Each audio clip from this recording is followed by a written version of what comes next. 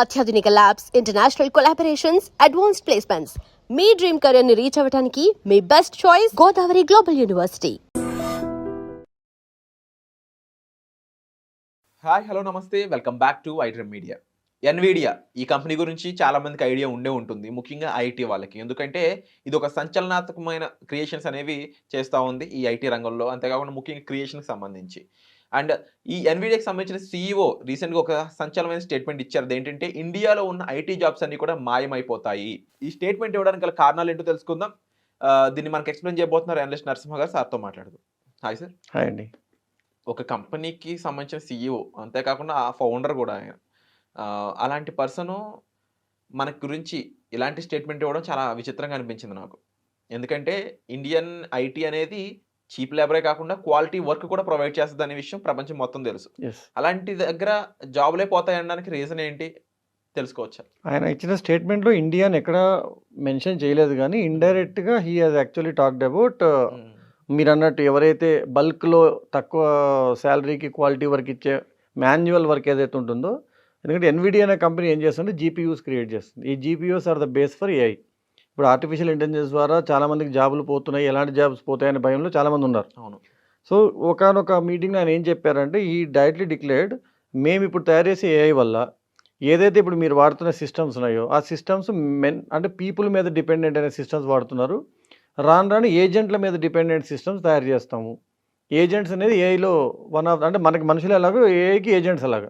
ఒక్కొక్క ఏజెంట్ ఒక్కొక్క పని చేసుకుంటూ వెళ్ళిపోతుంది. ఫర్ ఎగ్జాంపుల్ చెప్పాలంటే బాట్ అని. ఇప్పుడు మీరు స్విగ్గీలో చాట్ చేస్తే ఫస్ట్ చాట్ బాట్ వస్తుంది. ఒకప్పుడు మనిషి కనెక్ట్ అయ్యేవాడు, ఫస్ట్ చాట్ బాట్ వస్తుంది. ఆ చాట్ బాట్ కనుక మీకు సపోర్ట్ ఇవ్వకపోతే I'm connecting to human agent అని ఇస్తుంది. అంటే సగానికి సగం పని చాట్ బాట్స్కి వెళ్ళిపోయాయి. సో ఇంతకుముందు 1000 మంది కూర్చునే కస్టమర్ సర్వీస్లో ఇప్పుడు 100 మంది కూర్చున్నా సరిపోద్ది, ఎందుకంటే మిగతా పని అంతా చాట్ బాట్ చూసుకుంటుంది. సో ఇలాంటి ఏజెంట్ బేస్డ్ సిస్టమ్స్ డెవలప్ అవుతున్నాయి. ఏజెంట్ బేస్డ్ సిస్టమ్స్ వస్తే మాకు హ్యూమన్ బేస్డ్ సిస్టమ్స్ అవసరం ఉండదు అని ఇండైరెక్ట్గా ఆయన ఏం చెప్పారంటే, హ్యూమన్స్ ఎక్కడైతే ఎక్కువగా యూజ్ చేస్తూ మనం పని చేస్తున్నారో వాళ్ళందరికీ ఇప్పుడు అవసరం రాకపోవచ్చు నెక్స్ట్ 2-3 ఇయర్స్లో. సో వీళ్ళందరూ కాస్త అర్థం చేసుకొని జాగ్రత్త పడాలని ఒక మాట అన్నారు. He never said India are China. But ఎక్కువ మంది మనుషుల్ని ఐటీకి సప్లై చేస్తుంది ఎక్కడ నుంచి అంటే ఏషియన్ కంట్రీస్. దాని నెంబర్ 1 ఇండియా ఉంటుంది, ఆటోమేటిక్గా దానికి దగ్గరలో చైనా వాళ్ళు ఉంటారు. సో మీరు యూఎస్ చూడండి, ఎక్కడైనా చూడండి, ఐటీ ఇండస్ట్రీ అంటే ఎక్కువ మన వాళ్ళే వర్క్ చేస్తూ ఉంటారు.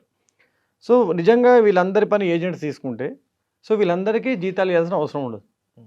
సో ఎన్విడియా పర్సన్ ఇండైరెక్ట్గా he might have said that lakhs of Indians are working ఈ పాత సిస్టమ్స్ ఏవైతే హ్యూమన్ బేస్డ్ సిస్టమ్స్ ఉన్నాయో వాటిని మేము ఏజెంట్ బేస్డ్ సిస్టమ్స్గా మార్చేస్తున్నాం కాబట్టి వాళ్ళందరితో మాకు డిపెండెన్సీ ఉండదని ఇండైరెక్ట్గా చెప్పడము.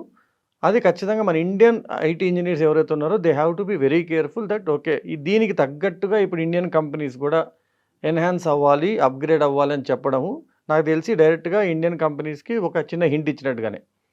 అది ఎవరైనా కావచ్చు, మన సర్వీస్ బేస్డ్ ఇండస్ట్రీ, ఇన్ఫోసిస్ అవ్వచ్చు, సిటిఎస్ అవ్వచ్చు. ఇన్ఫోసిస్ సీఈఓ అంటున్నారు ఎన్ని మార్పులు జరిగినా ఇంతకుముందు ఇంటర్నెట్ వచ్చింది కంపెనీ వెళ్ళిపోతుందన్న మేము దాన్ని ఎన్హాన్స్ చేసామని. కానీ ఇప్పుడు నిజంగా మన ఇండియన్ కంపెనీస్లో ఆ ఏజెంట్ బేస్డ్ సిస్టమ్స్కి తగ్గట్టుగా నేను ఖచ్చితంగా నీకు అవసరమని చూపించుకునేంత ఎఫిషియన్సీ ఉన్న వర్కర్స్ తప్ప మిగతా ఐటీ వర్కర్స్ అందరికి కూడా నిజంగా ఇది ఒక చిన్న అయోమయ సిచ్యువేషనే. సో మరి ఆయన అన్నది ఎన్ని నెలలో జరుగుతుందంటే 2 years అన్నారు. It may happen in 1 year or 3 years also. అయితే కొంతమంది సాఫ్ట్వేర్ అనలిస్టులు అనొచ్చు, లేదంటే సాఫ్ట్వేర్ ఇంజనీరింగ్ దాంట్లో ఎక్స్పీరియన్స్ ఉన్న, ఇండస్ట్రియల్ ఎక్స్పీరియన్స్ ఉన్న పర్సన్స్ అయి ఉండొచ్చు. ఎలాంటి ఏఐ వచ్చినా దానికి కూడా ఒక హ్యూమన్ నీడ్ ఉంటుంది అనేది వాళ్ళు చెప్తా ఉన్నారు. సో ఆ రకంగా చూసుకుంటే ఎంతవరకు జాబ్స్ అనేవి మిగలడానికి ఛాన్స్ ఉంది? ఒక 100%లో 20% అనేవి మాత్రమే హ్యూమన్ ఓరియంటెడ్ జాబ్స్ అనేవి ఉంటాయి ఐటీలో. అలా అనుకుంటే మరి ఇండియన్ ఫ్యూచర్ ఏంటి ఐటీ పరంగా? అంటే నా అంచనా ప్రకారం అయితే 10-15% అవసరం ఉంటాయి. Top level 10-15. అంటే యాక్చువల్గా మీరు ఒకసారి చూస్తే అండి, పిరమిడ్ స్ట్రక్చర్ అంటారు. ఐటీ ఇండస్ట్రీలో ఉన్న ఎంప్లాయ్మెంట్ అంతా పిరమిడ్ స్ట్రక్చర్లో ఉంటుంది. పిరమిడ్ అనేది టాప్ లెవెల్లో తక్కువ సైజ్ ఉండి రాను కింద ట్రయాంగిల్ షేప్లో ఉంటుంది. అవును. మీరు ఎప్పుడు చూసినా ఎక్కువ రిక్రూట్మెంట్ ఎక్కడ జరుగుతుంది? రిక్రూట్మెంట్ అంతా కింద ఫస్ట్ లెవెల్లో, ఫ్రెషర్స్ లెవెల్లో జరుగుతుంది. సో ఈయన ఉద్దేశం ఏంటంటే టాప్ క్రీమ్ ఎవరైతే ఉన్నారో వాళ్ళు ప్రొడక్ట్స్ని డెవలప్ చేస్తారు, ఏఐని గైడ్ చేస్తారు, వాళ్ళు ఉంటారు. మామూలుగా ఏమంటారంటే ఇలా తగ్గుతుంది అంటారు, కానీ అలా తగ్గదు. ఒక్కసారిగా కింద 2-3 లెవెల్ పడిపోవచ్చు. ఆయన చెప్పడం ఏంటంటే అసలు ఫ్రెషర్స్ అవసరం ఉండదు. ఓకే. ట్రైనింగ్ వాళ్ళు దేనికి తీసుకుంటారు? ఫ్రెషర్ లెవెల్, ఎంట్రీ లెవెల్ జాబ్స్కి తీసుకుంటారు. అలాంటి అవసరం లేకుండా డైరెక్ట్గా నాకు హైయెస్ట్ స్కిల్ ఉన్న పర్సన్స్ ఒక 100 మంది ఉంటే నేను ఇంతకుముందు 10,000 మంది చేయించిన పని చేయించగలను. అంటే ఇప్పుడు ఈ రోజుల్లో ఒక చోట ఫ్రెషర్గా జాయిన్ అవ్వకుండా ఎక్స్పీరియన్స్ తెచ్చుకునే పర్సన్ ఎవరు ఉండరు కదా, ఉండరు. అలా అనుకుంటే కంప్లీట్ సిస్టమే ఫెయిల్ అవుతుంది కదా అని. అది యాక్చువల్‌గా ఇప్పుడు ఆయన అంటే ఇప్పుడు మీరు ఫర్ ఎగ్జాంపుల్ చెప్తే టీసీఎస్ వాళ్ళు ఎన్‌క్యూటీ అని ఒక ఎగ్జామ్ పెడతారు. దాంట్లో కూడా 3 లెవెల్స్ ఉంటాయి. అంటే ఫ్రెషర్‌కి కూడా 3.5 లాక్ సాలరీ ఇస్తాడు. అదే ఫ్రెషర్‌కి ఆయన తనని తను ప్రూవ్ చేసుకుంటే 12 లాక్ సాలరీ కూడా ఇస్తాడు టీసీఎస్. సో నేననేది ఏంటంటే 3.5, 5 లాక్ సాలరీ ఉన్న వాళ్ళు అవసరం లేదు ఇప్పుడు వాడికి. ఓకే.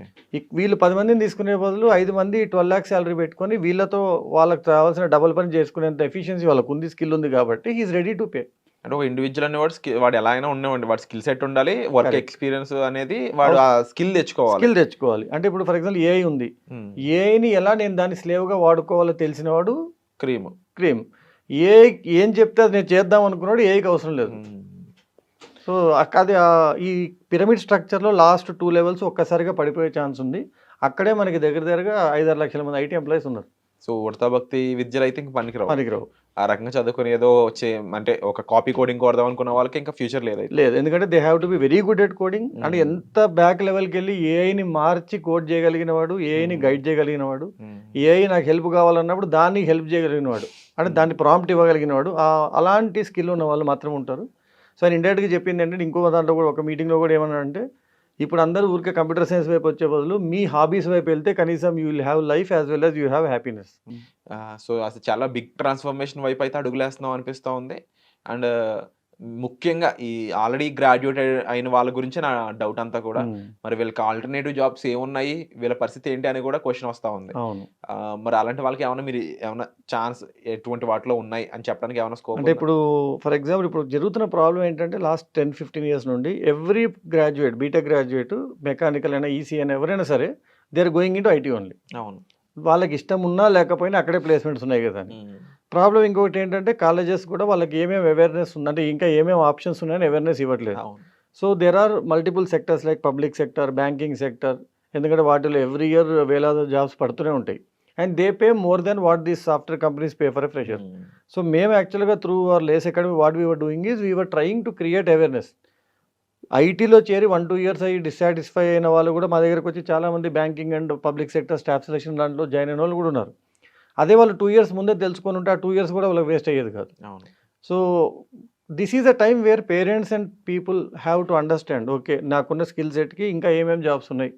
ఐటీలో రాకపోయినా కూడా మళ్ళీ 1 ఇయర్ వరకు ఏదో ఒక ఐటీ అప్గ్రేడ్ చేసి అది కుదరదు. అంటే ఇంతకుముందు ఆ పేట ఈ పేటకి వెళ్ళిపోయి ఏదో కోర్సు చేసేసి సర్టిఫికేషన్ వచ్చింది, జాబ్ వచ్చింది అంటున్నారు కదా, అది ఇక మీద జరగకపోవచ్చు. ఎందుకంటే companies don't need those people anymore because bots are helping them, AI agents are helping them.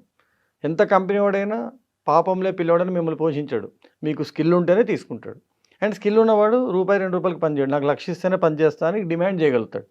అలాంటి వాళ్ళు టోటల్ గ్రాడ్యుయేట్స్లో 20% ఉంటారు, వాళ్ళ జాబ్స్ ఎక్కడికి పోవు. ఓకే.